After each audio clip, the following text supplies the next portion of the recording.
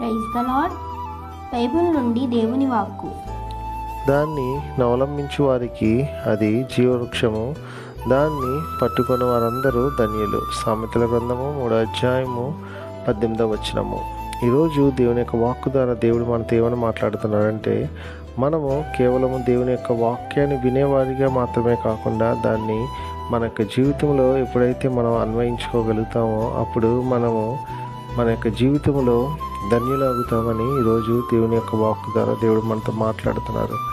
కాబట్టి ఆయన యొక్క మాటకి లోబడి దేవుని యొక్క వాక్యాన్ని విని అర్థం చేసుకొని ఆ యొక్క వాక్యం ద్వారా మనము రోజు మన జీవితంలో అన్వయించుకుంటూ మనము ఆయన కొరకు ఈ లోకంలో మనం జీవించాలి. అటువంటి కృప దేవుడు మనందరికీ అనుగ్రహించునుగాక. ఆమేన్.